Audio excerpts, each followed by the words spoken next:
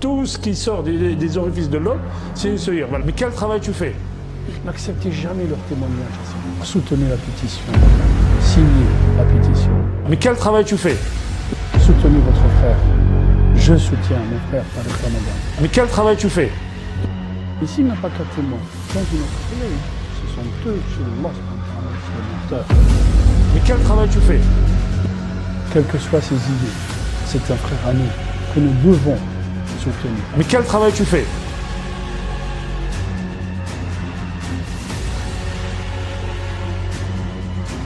Complot, vous êtes victime d'un complot. Je suis victime d'un traquenard, monsieur.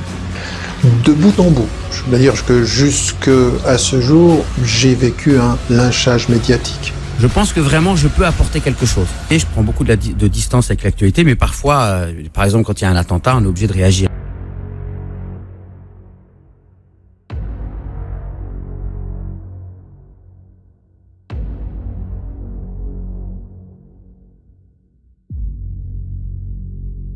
Et ne condamnez jamais personne. Il a reconnu des calamités. Ça change pas forcément quelque chose d'un point de vue judiciaire, mais ça change quelque chose d'un point de vue moral.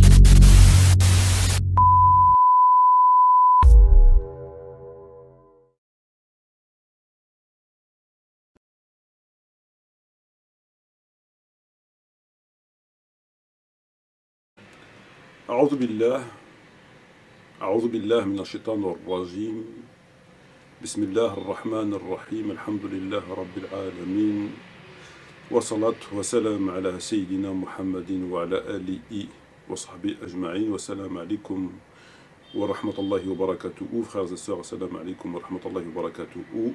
J'espère que vous allez tous et toutes bien en cette journée de jeudi 17 octobre et il est précisément 18h35. Bonsoir, comme dirait Giscard d'Estaing, bonsoir, bonsoir, bonsoir à toutes les personnes n'étant pas de confession musulmane qui écoutent cette présente vidéo. Alors, cette vidéo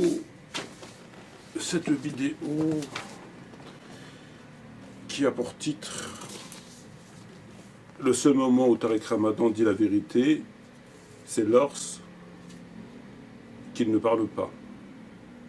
Peut-être même lorsqu'il dort. Alors, cette interrogation peut prêter à sourire, et je le conçois parfaitement. Néanmoins, elle n'est pas dépourvue de sens en réalité. Alors moi qui suis à l'image d'un espèce d'Eliot Ness, qui a cavalé, qui a pourchassé une espèce d'Al Capone durant plus d'une décennie quand même. Lui-même s'en plaint, Tariq Ramadan s'en plaint dans son ouvrage, Devoir de vérité, et donc je sais de quoi je parle le concernant. Alors, effectivement, concernant lorsqu'il évoque la question... les questions en rapport avec l'islam, et plus précisément les questions qui fâchent, celui-ci ment systématiquement. C'est un manipulateur, c'est une espèce d'usine à mensonges, un imposteur, un charlatan, et quelqu'un qui finalement qui a été créé de toutes pièces par la franc-maçonnerie. Il n'est évidemment pas dépourvu de qualité, puisque la seule que je puisse lui reconnaître, c'est qu'il parle mieux que la grande majorité des Maghrébins. C'est un fait. Alors moi, étant donné que je suis dans le domaine qui me concerne est l'islam, et je crois savoir que le domaine qui le concernait, je parle au passé puisque je considère que son cas est réglé, j'aurais préféré évidemment qu'il soit réglé de la part des musulmans, puisque le dossier principal le concernant est non pas en rapport avec ces histoires de viol ou de mœurs, mais uniquement en rapport avec l'islam. Néanmoins, il a été réglé par des femmes. Alors moi, pour tout vous dire, ça me va parfaitement. L'essentiel, c'est qu'il soit mis hors d'état de nuire. Alors, pour reprendre le fil de ce que je disais, Étant dans le domaine de l'islam me concernant, étant dans le domaine de l'islam le concernant, jadis en tout cas, on est censé considérer et de dire, d'apprécier, non pas la rhétorique, en tout cas pas que la rhétorique, même si elle a son importance afin de pouvoir s'expliquer et exprimer les choses correctement, mais on est surtout attiré par le fond du sujet, voyez-vous. Lorsqu'on parle d'un sujet sérieux, tel que la religion, mais de tant d'autres, scientifiques en tout cas, ce qui nous intéresse, c'est le fond, c'est le contenu. Est-ce qu'il est vrai, est-ce qu'il est faux, est-ce qu'il est... Contrairement, pour ce qui est de Tariq Ramadan, il est à l'image d'un espèce de Johnny Hallyday, d'un Bob Marley, en tout cas d'un chanteur, un crooner, puisque nous ne disons pas que Tariq Ramadan parle vrai, nous disons, enfin ils disent, Tariq Ramadan parle bien. C'est ce qu'on dit sur un chanteur. Lorsqu'on écoute un chanteur, on ne dit pas le chanteur chante juste. On dit le chanteur chante bien. Ah ouais, Johnny Hallyday chante bien. Ouais, Johnny Hallyday chantait bien. Ah ouais, Claude François, il chantait bien. C'est ça que les gens apprécient. C'est le fait de bien chanter. Puisqu'on est dans le domaine, concernant la chanson, de la futilité, de la distraction, de l'amusement, de la passion, etc. Mais aussi invraisemblable que cela puisse paraître, concernant Tariq Ramadan, c'est exactement la même chose. Puisqu'avec lui, les gens disent qu'il parle bien. Voilà. Et c'est effectivement en raison du fait qu'il parle bien, comme le précise cet ouvrage, Tariq Ramadan, Sexe et mensonge, la chute d'une icône, Bernadette Sauvager, on a quelque chose qui va tout à fait dans le sens de ce que je viens de vous affirmer, qui dit, alors est-ce que j'ai bien noté, voilà, ce qui fait dire au sociologue Vincent Gesser, que je cite ouverture des guillemets, que Tariq Ramadan a été une création médiatique. Et je vous ai toujours dit que c'est une création médiatique, puisque, étant bien placé, cet individu, dans le domaine qui lui a servi de marchepied, finalement d'avoir une notoriété entre guillemets, évidemment, mondiale, nous dit-on, en tout cas de s'en mettre plein les fouilles, c'est le moins qu'on puisse dire, c'est parce qu'il a été recruté par la franc-maçonnerie mondiale en raison du fait qu'il parle bien. Et ce parler bien, on en avait besoin pour faire dire, concernant l'islam, ce qu'on avait besoin de dire. Son fameux discours concernant la laïcité, l'intégration, et ce travail qu'il a fait durant pratiquement 3 décennies quand même. Mais dans le fond, c'est un bourricot. Je pèse mes mots. C'est quelqu'un qui connaît uniquement les principes de base, je dirais, les éléments de base qui puissent lui permettre d'apparaître sur la scène comme un théologien. Au même titre que lorsque vous voulez usurper une identité, qu'elle soit celle d'un plombier, d'un électricien, peu importe, il faut quand même avoir le minimum. Hein. Je veux dire, si un plombier, quelqu'un se fait passer pour un plombier qui ne sait pas ce que c'est un robinet ou une fuite d'eau, ça ne va pas aller, etc. Donc il a appris les rudiments de base afin de pouvoir usurper, s'habiller de ce costume et de paraître comme quelqu'un qui connaît parfaitement la religion. Et ensuite, les francs-maçons ont fait le reste, c'est-à-dire qu'ils l'ont bardé, seulement qu'on puisse dire, de titres honorifiques. Voilà. En vérité, c'est un bourricot. À part parler bien, c'est un bourricot. Il ne vaut pas mieux que Boussena ou il ne vaut pas mieux que ces gens-là. Même si c'est quand même un défi quand même, assez extraordinaire que d'arriver à ce niveau, je le conçois parfaitement. Alors, grâce à Dieu, il a été mis hors d'état de nuire, je disais.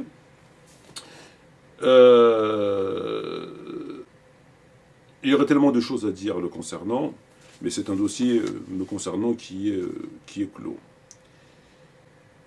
Alors, on nous présente le Tariq Ramadan comme quelqu'un qui a une renommée mondiale, internationale.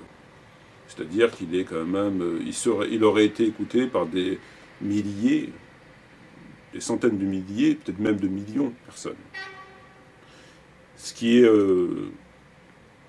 assez extraordinaire, puisqu'il avait, je crois, 1,5 million d'amis sur Facebook. Ce qui est extraordinaire, c'est lorsqu'il a été mis en examen puis incarcéré pour les faits qui lui ont été reprochés, et dont la suspicion, la présomption d'innocence était toujours en cours, évidemment. On a pu constater, on a pu voir qu'il y a eu un certain nombre de manifestations qui sont déroulées afin de lui apporter son soutien. Et on se demande il y a quelque chose qui est quand même assez frappant, c'est que il y avait ni des millions, ni des milliers, ni des centaines de personnes présentes en manifestation. 1, 2, 3, 4. Alors que la paix soit sur vous, bienvenue place de la République. Aujourd'hui il y aura du bruit, place de la République. On est venu là pour former, pour distribuer des cartes. Et donc je ne peux pas vous... Et on est là jusqu'à 17h30 hein, pour ceux qui ont envie de venir. Voilà. Donc là, bah ouais, bah tu vois, c'est comme d'habitude, on est des résistants. Hein. Ça va? Il n'y a que les résistants, oui, toi. Ça va bien? Ouais. Je m'énerve sur Facebook. La présomption d'innocence, quoi qu'il en soit, elle n'a pas été respectée dès le début. Bah non, là, elle n'a pas été respectée, elle n'a pas du tout été... voilà, fin de la conversation. Donc je vais reprendre. Bonjour, nous sommes le collectif La Loi de Thémis. Nous nous sommes constitués au travers de l'affaire Tariq Ramadan. Alors effectivement, vous voyez qu'ici il y a le hashtag Free Tariq Ramadan. Il faut savoir que ce hashtag, c'était un hashtag qui circulait sur les réseaux sociaux, tout simplement. Et puis voilà. Donc il y en a un qui joue du pipeau avec son nez, c'est bien. Il fait ses exploits, vous voyez. Genre, comme ça, vous êtes en direct, monsieur, il y a tout le monde qui vous voit. Donc, ce que je voulais vous dire, c'est que ce hashtag, il appartenait à tout le monde, hein, toute la contestation, tous ceux qui n'étaient pas d'accord avec le traitement de l'affaire. Aujourd'hui, si on revient ici pour donner une visibilité publique, c'est pas tant pour montrer qu'on est en nombre, parce que le collectif de tennis mène beaucoup d'actions sur le terrain, notamment on a fait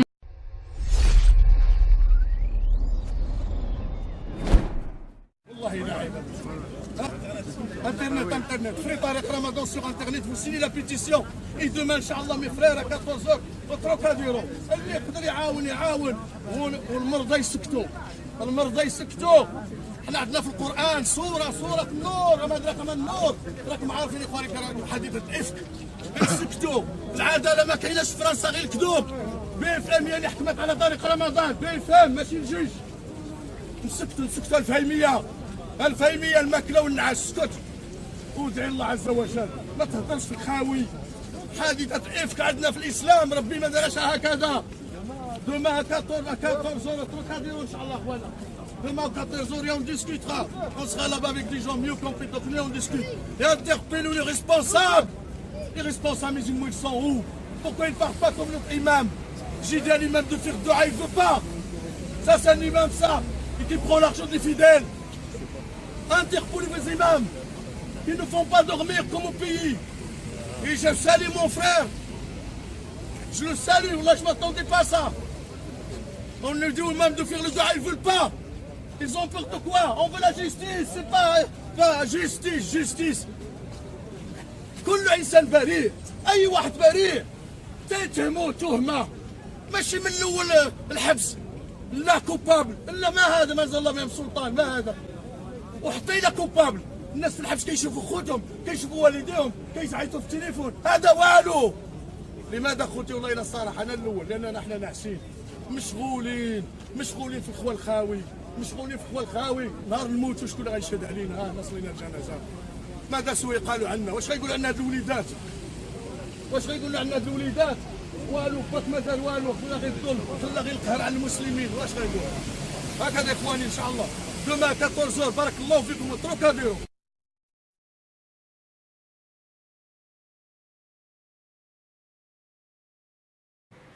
Alors c'est quand même paradoxal pour une personne qui a une renommée mondiale, qui a des millions d'amis ici et là, sur Facebook, sur les différents réseaux sociaux, que finalement on se rend compte, et cela avant même que la confirmation des cas d'adultère et non pas de viol ont été établis, donc il y avait quasiment personne. Parce que finalement, on aurait pu se dire que s'il y avait personne, c'est parce que les gens ne voulaient pas soutenir quelqu'un qui aurait commis ici et là l'adultère. Mais il faut rappeler que ces manifestations sont déroulées les toutes premières semaines de son incarcération. Et que par conséquent, à ce stade, il y avait la présomption d'innocence et absolument rien n'était établi. Donc normalement, en théorie, enfin je le pense en tout cas, c'est qu'il aurait dû avoir un minimum de personnes venues le soutenir, qui prennent la fuite après, ayant eu connaissance des choses qu'il a avouées. Ça, je peux le comprendre. Mais ce n'était pas le cas. Et donc on se rend compte qu'il y avait quelques dizaines de personnes, beaucoup d'enfants et beaucoup de gens qu'on voit bien que finalement, s'ils étaient là, c'est qu'ils avaient rien d'autre à faire ailleurs. Voilà. Alors il y a autre chose évidemment qui me surprend avec cet individu quand même qui est assez extraordinaire, c'est qu'il est effectivement bardé de titres honorifiques. Il est, je reprends ces titres à travers ses ouvrages ou à travers ce qu'on a pu entendre à la télévision. Il est professeur de français, il est professeur de philosophie, il est spécialiste de l'islam, selon, non pas Al-Azhar, mais selon le grand journal de Canal+. Il est conférencier, il est écrivain, il est intellectuel, il est universitaire, il est professeur de littérature française, il est doctorant en lettres arabes, il est islamologue, il est professeur d'islamologie, il est professeur de mathématiques, il est professeur d'études contemporaines, et enfin il est théologien, selon ITD. Alors pour quelqu'un, déjà ça fait beaucoup pour une seule personne. D'avoir tous ces titres, déjà, c'est quand même beaucoup. Mais pourquoi pas? Il y a quand même des surdoués, des gens qui sont quand même extraordinaires, je veux bien l'entendre.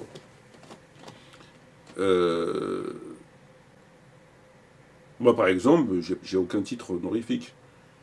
À la limite, j'hésite à mettre sur mon compte YouTube, mettre Matim Amar, donc non pas le feuilleté, mais le feuilleteur de livres. Parce que la plupart ont docteur, imam, spécialiste, machin, truc, etc. Donc moi, je suis encore, ça fait depuis de longs mois que je réfléchis à ce que je peux me permettre de mettre feuilleteur. Pourtant, feuilleteur de livres, c'est pas grand-chose, on feuillette des livres. Mais bon, moi, je ne l'ai pas encore fait, il faut me laisser encore un peu de temps pour savoir si je peux me permettre de me donner ce titre. Alors là où c'est davantage extraordinaire, c'est que c'est quelqu'un qui a passé sa vie dans les avions, dans les hôtels.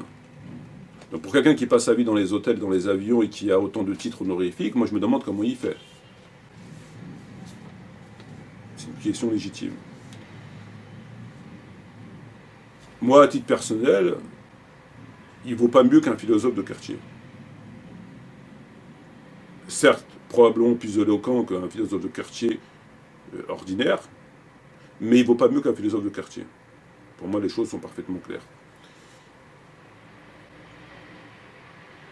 Alors évidemment, lorsque les choses sont présentées à lui, qu'il a été contacté par la franc-maçonnerie, il avait le choix d'accepter ou de refuser, de vendre son âme au diable, et il ne l'aurait pas vendu, il serait resté le Choroto égyptien, avec son cartable, son gros cartable en cuir vieilli, ses pantalons qui lui remontent un petit peu avec ses chaussures en sky,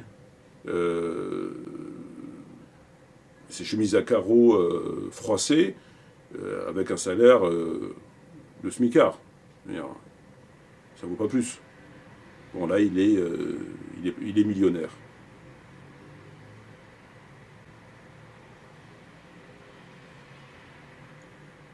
En fait, tout le monde s'enrichit sur le dos d'islam. Vous avez Boussena qui fréquente les hôtels de luxe. Pour un imam qui fréquente les hôtels de luxe, c'est quand même assez... vous avez son cousin, son copain, le duc de Ch'ti, le Golden Boy, Hassani Hussein, qui est millionnaire, qui paie l'ISF, qui a un parc immobilier qui est conséquent, alors que celui-ci n'a jamais travaillé de sa vie. Vous avez toute sa famille qui a des SARL. Lorsqu'on fait des recherches au greffe, on se rend compte qu'il a mis la mère, le cousin, le cheval, l'âne, ils ont tous des sociétés à leur nom. Enfin, vous avez, ils sont tous enrichis. Hein. Bravo.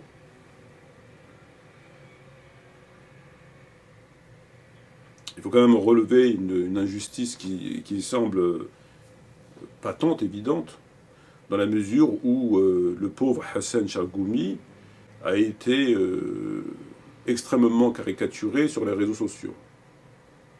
Ça me va parfaitement. Alors que Tariq Ramadan, il est perçu comme une espèce de zéro, une espèce de sauveur de la Oumma. Alors que moi je vous dis, je vous l'affirme, Tariq Ramadan est plus pourri que le Hassan Chargoumi. Il est plus pourri, il est plus dangereux, et il dit,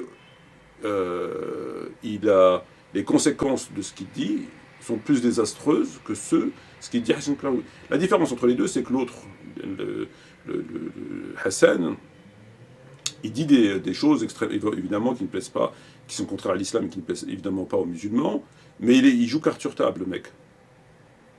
Le mec, il joue carte sur table. Alors que, comment il s'appelle, Tariq Ramadan, dit au moins autant, aussi grave que lui, mais de façon tout à fait diabolique. Je vous prends un seul exemple concernant la question d'un article où je cite Tariq Ramadan. Ouverture des guillemets. C'est Tariq Ramadan qui parle dans une interview. Si je viens dire aux gens la solution c'est la laïcité, je suis convaincu que 90% des musulmans réagiront en disant voilà le discours typique de l'Occident, nous n'en voulons pas. A contrario, si je viens en disant en tant que musulman je suis pour la citoyenneté, l'égalité, le respect et la conscience, la liberté du culte pour tous les citoyens, chrétiens, musulmans et juifs, et si je vous dis qu'à partir de vos références et principes sont réalisables, alors j'ai des chances d'être entendu. Il faut lui permettre d'évoluer à son rythme, Alors, c'est simple, il est en train de vous dire simplement que vous avez le cas de Hassan Chargoumi, qui lui va faire du frontal. Il va dire, voilà, la laïcité. Et donc, il va être perçu, il va être jugé, condamné comme un traître, un vendu, un hérétique. Tariq Ramadan, lui, il a compris qu'on ne peut pas faire du frontal, que les gens ne sont pas complètement idiots. Et que par conséquent, s'il vient dire aux musulmans la laïcité, ils ne vont pas être d'accord avec lui. Par contre, il va prendre un chemin détourné. Ce qu'il a dit, si je leur dis la citoyenneté, la liberté, etc., là, ils vont l'accepter. Mais la destination est finalement exactement la même. C'est exactement le même exemple concernant l'expansion de l'islam. Vous avez des personnes, prétendus imams, érudits, qui disent ouvertement et aussi au vu de tout le monde qu'il n'y a jamais eu de propagation de l'islam, que l'islam ne s'est jamais propagé avec le sabre à la main, qui sont venus de Médine à Poitiers autrement. Évidemment, lorsqu'on fait un peu de recherche historique, on se rend compte que ce n'est pas vrai. Tariq Ramadan le sait. Donc lui, ce qu'il va dire lorsque la question lui est posée, il va dire simplement qu'il faut pondérer cette question de la propagation de l'islam, de l'expansion de l'islam, par telle et telle chose. Il faut la pondérer, pour reprendre ces termes, il faut grandement la pondérer. Voilà ce qu'il dit. Donc il ne va pas nier cette vérité, mais il va la pondérer pour la minimiser et finalement la réduire à un fait qui ne peut pas être perçu, qui ne peut pas être vu comme quelque chose qui puisse être introduit dans une espèce dans la croyance, dans une espèce d'une position islamique établie, en ce sens. Et il le fait pour tout, que ce soit pour le hijab, pour la laïcité, pour l'homosexualité, il fait pour tout. Donc qui est le plus dangereux des deux? Ben, évidemment, c'est l'autre, c'est le serpent. L'autre, il avance, il fonce dans le mur. Et c'est pour ça qu'il ne s'en prend pas la gueule. Alors que l'autre, c'est un vicieux. Mais il dit la même chose. Il dit exactement la même chose. Son discours sur l'islam, c'est le même.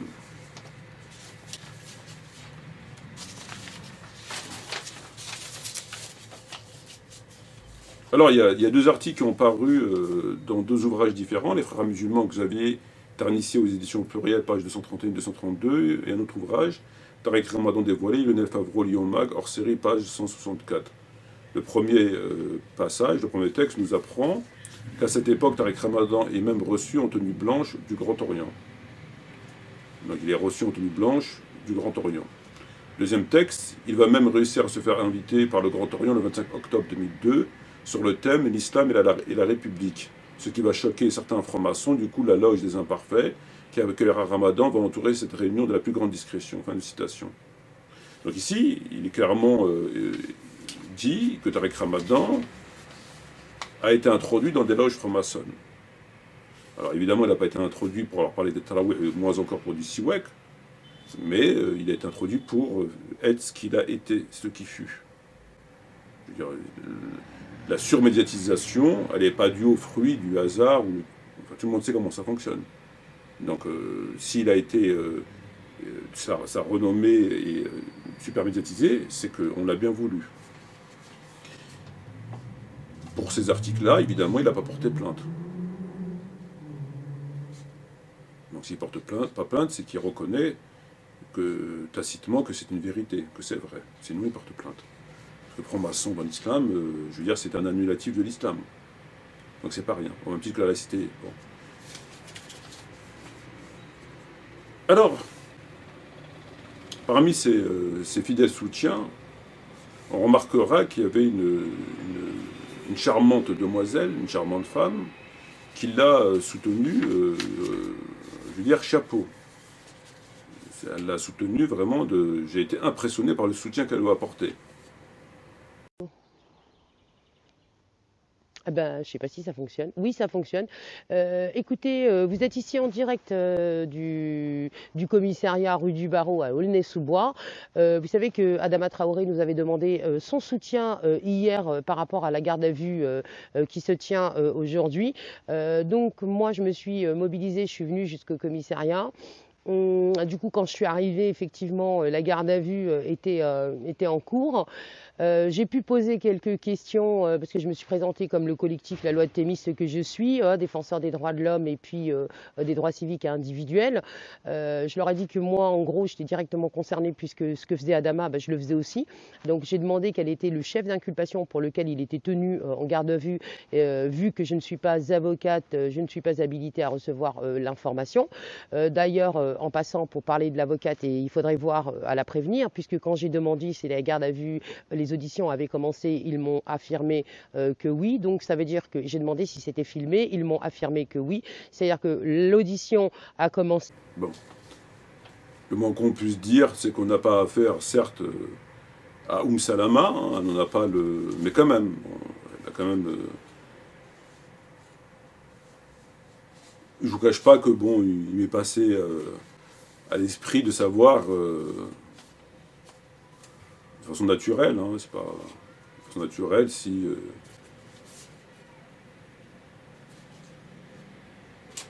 elle aussi elle est passée à la casserole. Qui nous rassure Tariq Ramadan quand même.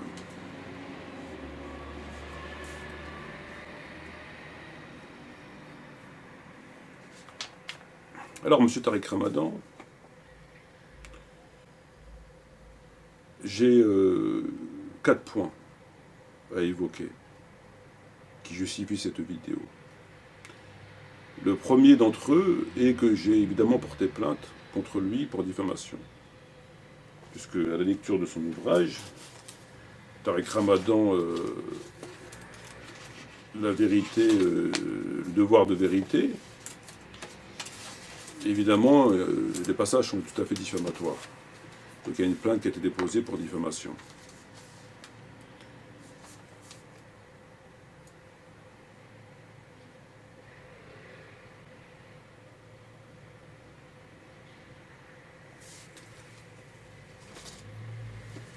À la lecture de son ouvrage, on se rend compte qu'il cite beaucoup de noms, dont entre autres le mien à plusieurs reprises.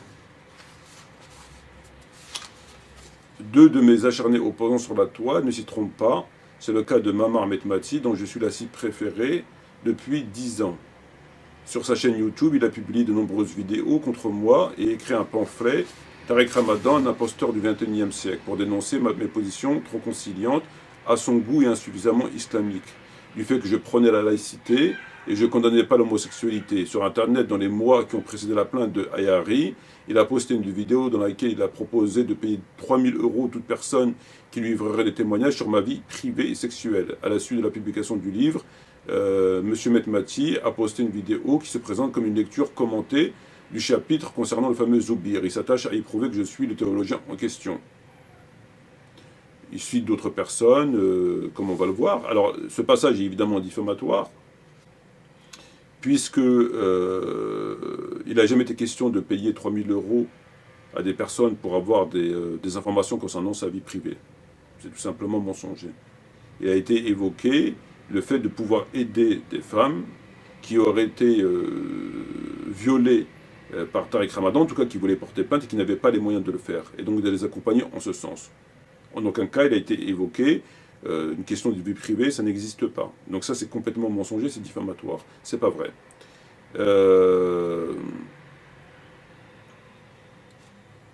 Alors, il se plaint que je suis depuis 10 ans derrière lui. Il nous dit je suis la cible préférée depuis 10 ans. Préféré, pourquoi pas? Mais en même temps, il n'y a pas grand monde. Il fut la cible préférée parce que, un, il n'y a pas grand monde qui fait les dégâts que lui il a fait, et de deux, on choisit les cibles en raison de leur dangerosité. Lorsqu'on a un crime qui se commet d'un côté et un vol de Malabar qui se commet dans l'autre, on va d'abord pourchasser le crime qui se commet. Ça me semble logique. Et donc, c'est un travail qui a été fait en raison des éléments objectifs et non pas d'un règlement de compte quelconque. Et j'ai envie de dire, si Tariq Ramadan se plaint que je suis à ses trousses, j'ai été à ses trousses durant une dizaine d'années, il aurait pu régler les problèmes très rapidement en acceptant un débat avec moi, chose qu'il a non pas refusée, mais qui m'a méprisé en ne répondant pas à mes propositions de débat. Non seulement il ne répondait pas aux propositions de débat, mais il se permettait, à travers son cabinet noir, de contacter systématiquement les supports publicitaires auxquels je faisais appel, comme le quotidien Le Monde, comme des radios, comme de la publicité sur Google. Tous, systématiquement, m'ont appris qu'ils avaient reçu des coups de fil de gens qui se plaignaient qu'on me faisait de la pub à travers la pub de ce livre ou la pub de... Tous, systématiquement. Il me semble tout à fait... pour moi, ça fait absolument aucun doute qu'il était derrière ces appels. Ce n'étaient pas des gens comme ça qui étaient offusqués, qui prenaient le téléphone, qui appelaient. Donc il était derrière ces appels. Et il faisait croire, évidemment, qu'il y avait beaucoup de monde qui appelait. En fait, compte, il n'y avait pas beaucoup de monde. C'est des gens qui répétaient en changeant d'identité. Comme l'avait précisé un homme politique, Glavani, me semble-t-il, qui avait reçu un certain nombre de mails insultants suite à ses propos vis-à-vis de Tariq Ramadan lorsqu'il a été consulté pour la laïcité ou le hijab ou je sais pas quoi dans leur truc. Et après enquête, il s'est avéré que c'était les mêmes personnes qui envoyaient les mails en se faisant passer pour un nom plus important. J'ai subi exactement la même chose. Alors, on aurait pu régler les problèmes s'il aurait accepté le débat, mais vraisemblablement, il avait autre chose à faire que de me répondre et d'accepter un débat. Autre chose à faire, c'est pas forcément être dans un avion, c'est aussi être dans un hôtel en train de donner un cours concernant l'explication de la sourate 22 du verset 48 à une sœur, par exemple. Évidemment, quand on passe son temps, je veux dire, il n'avait plus beaucoup de temps après, hein, entre les hôtels, les avions, etc. Il avait autre chose à faire que de me répondre. Et on se rend compte dans ce livre qu'il cite beaucoup de noms. Il se plaint de beaucoup de gens qui l'auraient... qui font des coups tordus, qui travaillent dans l'ombre, Spinner, Lucia Canovi, Salim Laibi, Soral, Vincent Gezer, qu'on l'a vu ici dans l'extrait, et d'autres, plein de noms. On voit, il y a plein de noms dans cet ouvrage. Or, il en manque quand même un qui n'est pas cité. Et ça, je trouve assez curieux que Tariq Ramadan ne l'ait pas cité dans son livre, puisqu'il se plaint de traquenards, de choses qui sont faites dans des coups montés, etc. Et il me semblerait qu'il y avait un certain Bernard Godard. Un certain Bernard Godard qui, lui, a fait une vidéo, en tout cas une intervention, dans laquelle il tient des propos extrêmement graves à son sujet. Or, il ne le cite pas dans son livre. Il ne le cite pas, il ne porte pas plainte. Ben, pourquoi il ne le fait pas? Ben, il ne le fait pas tout simplement comme il ne l'a pas fait pour les articles le concernant sur la franc-maçonnerie, parce que c'est vrai. Parce que M. Islam Bernard Godard, lui, a des preuves de ce qu'il dit. Et que par conséquent, s'il le cite dans son livre, et ben, ça peut lui être préjudiciable à Ramadan, puisque ce que dit l'autre, c'est vrai.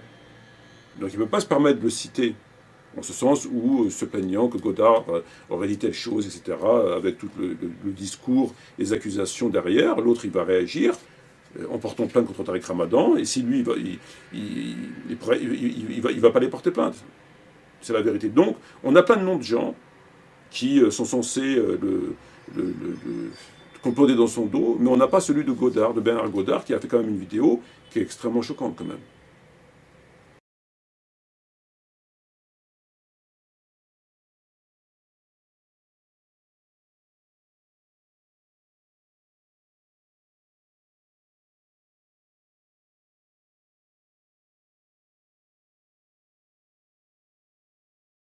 Il y a eu le buzz sur Tariq Ramadan donc à la fin de la semaine dernière, et effectivement où il y a eu les révélations dans le journal Le Monde, effectivement la plainte de Enda Ayari, et bon bah les journalistes m'ont appelé parce qu'ils se disent effectivement j'avais déjà été interrogé sur Tariq Ramadan, mais pas du tout sur cet aspect-là. C'est pas un aspect qui me concernait, ça m'a jamais concerné. Et j'ai répondu. Effectivement, peut-être un peu naïvement, j'avoue. Oui, bah écoutez, je savais, comme beaucoup de gens, que voilà, il y avait avec les filles, il aimait bien avoir des contacts avec la gente féminine. J'ai entendu deux témoignages indirects, je reprécise, et non pas des filles mêmes, mais qui disaient bah oui, mais en plus il dit aux filles de monter, et puis il est un peu violent. Bon, et là c'est une chose, il demande aux filles de déshabiller. Il y a des filles qui résistent et qui repartent. C'est que je répète, je n'ai jamais entendu parler de viol. Ça ne veut pas dire qu'il n'y a pas eu viol, attention, hein, mais personnellement, dans les témoignages que j'ai pu recueillir, je n'avais pas entendu qu'il passait outre sa violence et je ne veux pas dire que je ne le soupçonnais pas. Tant que je n'avais pas la preuve que la fille a résisté et qu'ensuite il a procédé au viol, là effectivement, je n'ai pas le droit de dire ce monsieur est un violeur, je n'ai pas le droit. Il faut quand même le témoignage de la personne qui a été violée. C'est quand même ça qui est important. Donc moi, je n'avais pas recueilli d'informations, contrairement à d'autres gens qui visiblement, des journalistes, ont pu recueillir ce genre d'informations. Moi, je n'ai jamais recueilli cette information. Voilà. Bon, c'est vrai que là, je ne comprends pas trop cet acharnement contre moi par un certain nombre de gens sur le fait que j'étais au courant. Je n'ai jamais vu de filles qui ont été agressées par Tariq Ramadan. Jamais. Je n'ai pas rencontré. En revanche, j'ai connu des gens qui m'ont dit, bah tiens, on connaît une fille ou on a entendu parler. Voilà, c'est de ce domaine-là. Quand c'est des journalistes et tout, ils sont pas mis en cause, etc. Mais dans mon cas, c'est vrai que bon, bah c'est un agent d'autorité. Donc comment ça se fait? Il était au courant. Lui, il aurait pu. Oh là là, c'est les renseignements généraux. C'est quelqu'un du pouvoir. Donc il était au courant des dessous. Comment ça se fait? Alors là, je trouve que c'est la pire des choses, quoi.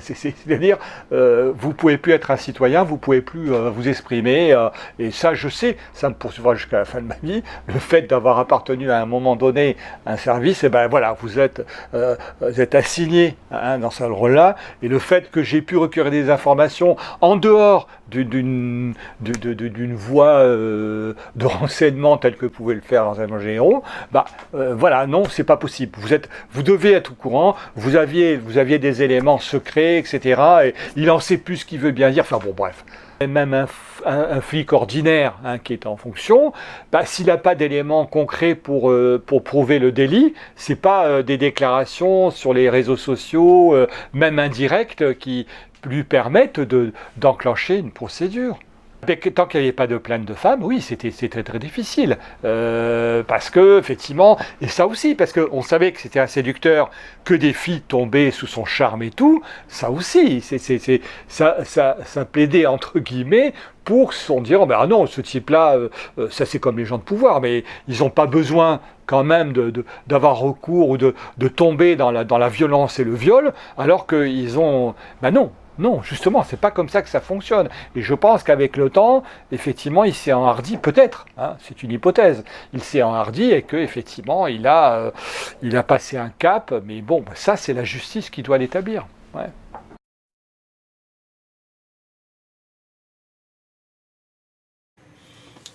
Mais le sujet de la vidéo, c'était pas moi, en fait, c'était ni ma plainte, ni tout ce que je viens de vous dire, parce qu'on vous l'a dit à plusieurs reprises. Moi, je vous dis depuis... Tariq Ramadan le dit lui-même, depuis 10 ans. Pendant 10 ans, j'étais derrière lui au quotidien, tel Elliot Ness derrière Al Capone. Et il se trouve aujourd'hui que les faits sont là. Si on avait réagi, et tout ce qu'il a fait, il l'a fait avec l'aide, n'oublions pas, avec le concours, je dirais la complicité. Parce que si M. Godard ne savait pas tout, et qui savait qu'on lui ramenait simplement des filles dans les hôtels, etc. Il me dit, oui, je le savais. Mais je n'avais pas connaissance des prétendus viols. Tout le monde savait. Les mosquées savaient, les imams savaient, l'UEF savaient, le CCIF. D'ailleurs, eux qui avaient fait une conférence, une réunion, dans laquelle ils proposaient à toute femme qui voudrait faire un dîner en tête-à-tête, ou un repas, ou un café, ou je ne sais pas quoi, un petit déjeuner, moyennant un chèque, avec Mohamed Merwan. Tous ces gens savaient, ou en tout cas s'ils ne le savaient pas de façon matérielle, ils le savaient de façon avec des échos, tout le monde savait. Tout le monde savait. Et tout le monde l'a aidé, tout le monde parce qu'ils avaient tous un intérêt. Et si aujourd'hui ils l'ont lâché, c'est pas parce qu'il est pas moral, c'est pas parce qu'il n'est pas bien, c'est pas parce qu'il est pas, il est déviant, il est pervers, absolument pas. C'est parce qu'ils n'ont pas le choix. C'est comme un homme politique qui lâche un autre homme politique. C'est comme cette fameuse histoire de téléfilm Mission Impossible. Vous savez, quand il rentre dans la cabine téléphonique et qu'il écoute la bande, il dit voilà, vous avez telle mission, mais si vous faites arrêter, on ne vous connaît pas. C'est la même chose. Tout le monde savait. Tout ce qui a été fait avec le concours, la complicité, notamment de ce fameux imam de la mosquée de Montpellier, qui l'a présenté comme un lion. Alors qu'il était encore incarcéré. Vous avez cet imam de la mosquée de, comment il s'appelle, Mourad Hamza, dont on reviendra sur son cas, qui nous expliquait, sa vidéo est toujours disponible, et il explique à travers sa vidéo que le témoignage de Tariq Ramadan, concernant les propos qu'il a tenus en reconnaissant un certain nombre de faits, notamment de cas d'adultère, en islam, dans la jurisprudence islamique, ne sont pas valables, nous dit-il. Je reprends ces mots. Cette auto-accusation, reconnaître les faits, en tout cas partiellement, qui lui ont été reprochés par la justice française, alors que celui-ci était incarcéré, il dit, dans la justice, dans la jurisprudence islamique, c'est pas accepté, il a dit. Il a dit pourquoi? Il a dit parce qu'il y a une contrainte. Il est sous l'effet de la contrainte de la prison. Donc s'il est sous les contraintes de la prison, dans l'islam on ne reconnaît pas, parce qu'il y a une contrainte qui a pesé sur lui. Ce qui est faux. Je veux dire, pour tenir ce genre de propos, c'est vraiment c'est vraiment être à un niveau incroyablement bas en termes de science et en termes de morale. Vous avez un musulman qui est incarcéré dans une société non musulmane, ou dans une société musulmane, peu importe. Il est en prison. Et en prison, il reconnaît des faits, que ce soit des faits de viol, d'adultère, meurtre, délit, peu importe. En tout cas, condamné par la loi en vigueur dans le pays. Est-ce que ce qu'il dit, est-ce que c'est pris en compte dans la justice islamique? Évidemment que oui. À une condition que ces aveux sont circonstanciés. Que des éléments matériels prouvent que ce qu'il dit, c'est vrai. Admettons, on lui reproche d'avoir tué un type. Ou on lui reproche d'avoir violé une femme. Et que celui-ci, dans un premier temps, a nié. Et que celui-ci, une fois incarcéré, reconnaît les faits. Ayant été entendu une deuxième ou troisième ou une première fois par le juge d'instruction, pour faire des aveux, il reconnaît les faits. Mais lorsqu'il reconnaît les faits, il donne des éléments matériels et circonstanciés, lesquels établissent clairement qu'il est l'auteur des faits. Admettons, il vous dit où il est le corps du mec, admettons, il vous dit comment il a violé la femme. des choses que seul le coupable, eh bien, évidemment qu'on les prend en considération. La contrainte, elle joue plus. La contrainte joue à partir du moment où il n'y a pas de preuve. D'ailleurs, s'il n'y a pas de preuve, il n'a rien à faire en prison. Donc là, oui. Eh bien, lui, il vous dit non. Et vous dit en islam, non. Mais comme il a reconnu une fois qu'il était sorti de prison, il a reconnu, là on prend, il a dit. Parce qu'une fois qu'il est sorti de prison, il a dit oui, c'est moi. Mais ce qu'il avait dit en prison, c'est pas valable.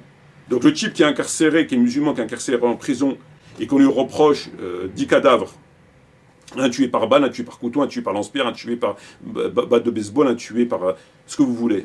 Le type, il nie. Il est incarcéré. Et finalement, il passe aux aveux. Il contacte, il écrit à la juge d'instruction, au juge d'instruction, en disant voilà, je vais faire des aveux. Il est extrait et entendu. Il dit oui, effectivement, c'est moi. Alors voilà comment c'est passé, voilà le corps où il est enterré. Voilà pour l'autre comment c'est passé, etc. Il vérifie, tout est bon. Ah ben, c'est pas valable.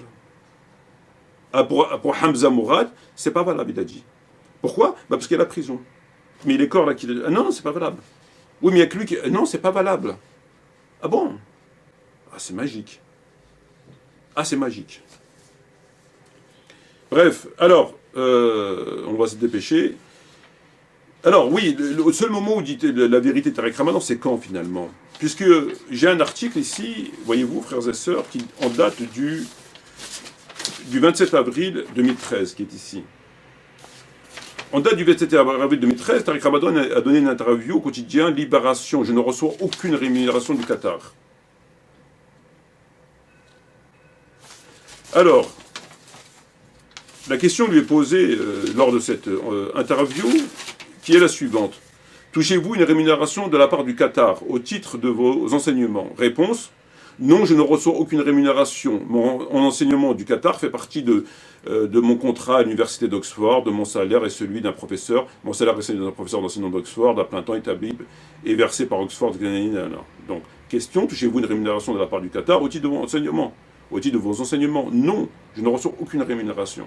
Mon enseignement du Qatar fait partie, blablabla, très bien. Donc en 2013, Tariq Ramadan affirmait au quotidien Libération, le 27 avril 2013, qu'il ne touchait aucun revenu. Or, il se trouve que Qatar Papers, eux, disent tout à fait le contraire, et ont des preuves, évidemment, du contraire, avec des traces de virements, etc. Alors celui-ci, le moins qu'on puisse dire, c'est qu'ils sont bien pleins les fouilles. Alors, et d'ailleurs, il le reconnaît lui-même lors d'une audition qu'il a donnée, lorsqu'il a été entendu. Alors,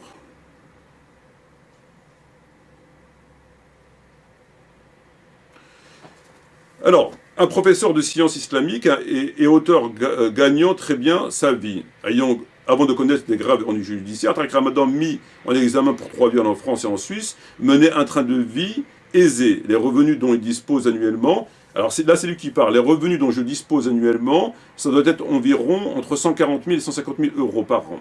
Là c'est lui qui parle. J'établis une moyenne, a-t-il récemment expliqué aux 3 juges d'instruction français en charge de l'information judiciaire. Là ça n'a rien à voir avec le Qatar, mais il faut savoir qu'il touche entre 140 000 et 150 000 officiellement par an. Lors de sa dernière rencontre avec les juges d'instruction, dont Libération a pu consulter le compte-rendu, Ramadan a réfuté les informations transmises par Tracfin, faisant état d'une rémunération mensuelle par Qatar Fondation, s'élevant à l'équivalent de 35 000 euros mensuels, venant s'ajouter à son salaire d'enseignant d'Oxford, environ 4 000 euros mensuels. Les informations qui vous ont données par Tracfin sont fausses. A-t-il plaidé l'intellectuel, affirme que le salaire mentionné par Tracfin devait être divisé par 2,5. En 2007, le théologien a reçu plus de 58 000 euros des droits d'auteur. Alors, ici, par ailleurs, il dispose également de 2 appartements en France, l'un à Saint-Denis, un autre à Butte-Montmartre à Paris, à qui quelques mois avant l'affaire judiciaire, éclate, le théologien a également confirmé. Je suis... bon, ok, très bien. Alors, il dit que, je reprends ses déclarations, lors de sa dernière rencontre avec les juges d'instruction, dont Libération a pu consulter le compte-rendu, Ramadan a réfuté les informations transmises par Tracfin, faisant état d'une rémunération mensuelle par la Qatar Fondation s'élevant à l'équivalent de 35 000 euros par mois. Il a dit c'est pas vrai, 35 000 euros par mois, très bien, venant s'ajouter à son salaire d'Oxford, alors que dans Libération, en 2013, il disait qu'il ne touchait pas de salaire, et que c'était Oxford, etc. Bon, de 4 000 euros. Voilà ce qu'il dit Tariq Ramadan. Les informations qu'ils vous ont données par Tracfin sont fausses. A-t-il plaidé, l'intellectuel, affirme que le salaire mentionné par Tracfin devait être divisé par 2,5. Donc il reconnaît qu'effectivement il est payé par le Qatar, mais qu'il faille diviser le chiffre de 35 000 euros par 2,5. Il nie pas. Ici, il dit oui. Mais le montant n'est pas exact. Il touche un salaire du Qatar, mais ce n'est pas 35 000. Il faut diviser par 2,5. Très bien. Et dans cet ouvrage, il est clairement établi à travers des documents tout à fait officiels que je viens de vous montrer.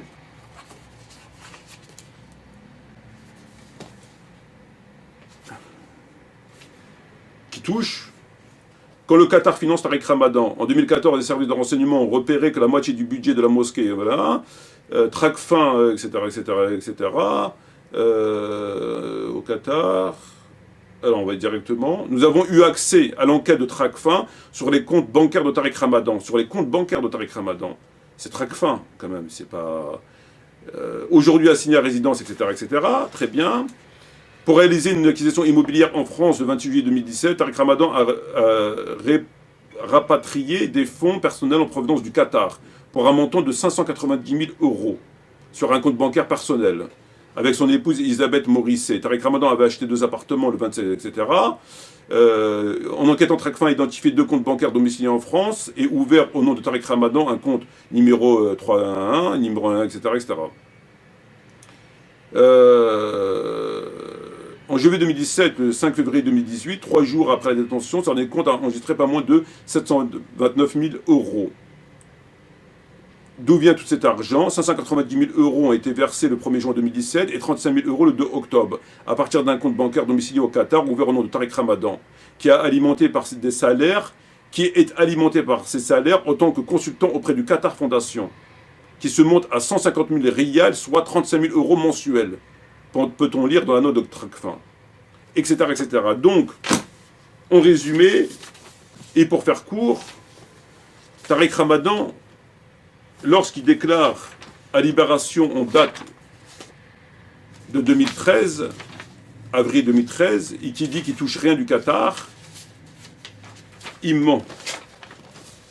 Il ment.